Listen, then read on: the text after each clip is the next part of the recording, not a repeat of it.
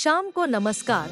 मैं अंकिता सिंह और आप देख रहे हैं चैनल 6 नेटवर्क का 9 बजे का बुलेटिन। आइए जानते हैं आज की प्रमुख खबरें।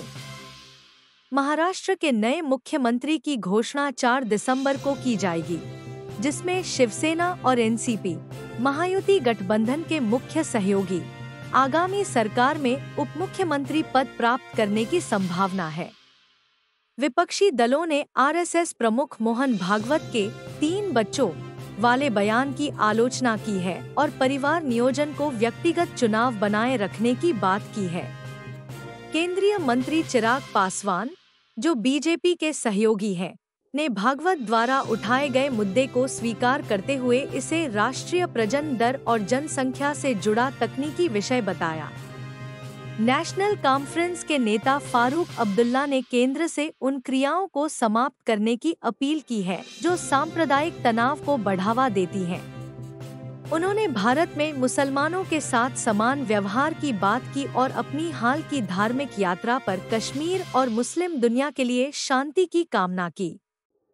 राजस्थान में राज्य सरकार ने एक कड़ा एंटी कन्वर्जन बिल पारित किया है, जिसमें दंड और उल्लंघन करने पर मुआवजा देने का प्रावधान है। यह बिल यूपी और कर्नाटक जैसे भाजपा शासित राज्यों में पारित समान विधेयकों के बाद आया है, लेकिन यह व्यक्तिगत स्वतंत्रता को लेकर बहस का कारण बन गया है। सरकार और विपक्षी दल संसद में चल रहे गतिरोध को समाप्त करने के लिए समझौते के करीब हैं।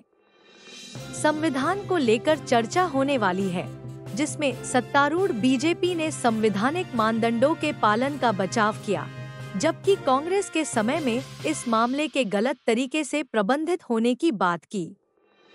हरियाणा में दुखद घटना हुई, जहां 3 साल की बच्ची को नूंह में अपहरण कर हत्या कर दी गई। पुलिस दोनों मामलों की जांच कर रही है और पीड़ितों को न्याय दिलाने का वादा कर रही है। नवी मुंबई में एक भयावह घटना में 15 सीआईएसएफ कर्मियों पर डॉक्टर और 2 अन्य लोगों से सड़क पर हिंसा करने का आरोप है। डॉक्टर ने शिकायत दर्ज कराई, जिसमें उन्होंने कहा कि हमलावरों में से कुछ नशे में थे।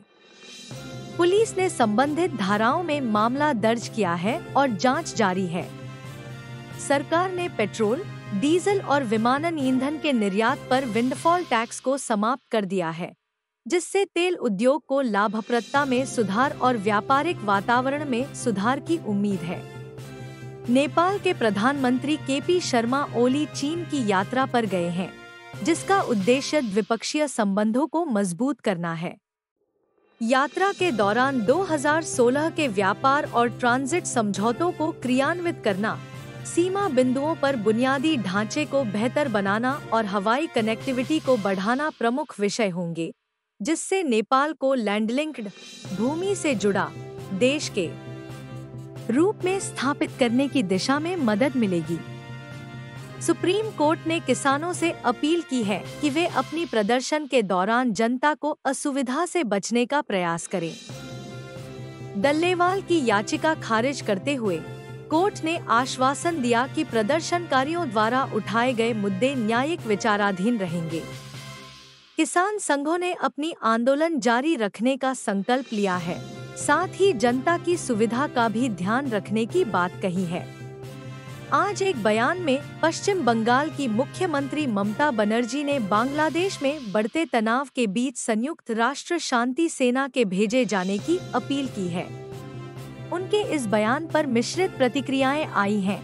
कुछ विपक्षी नेताओं ने उनके इरादों पर सवाल उठाए हैं, जबकि कुछ लोग बांग्लादेश में हो रहे हालात पर ध्यान केंद्रित कर रहे हैं।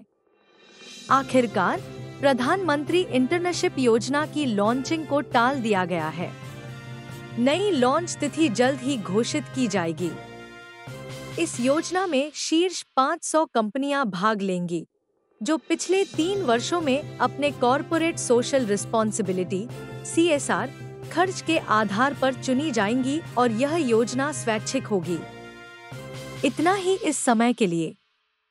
अधिक अपडेट के लिए चैनल 6 नेटवर्क पर जुड़े रहें।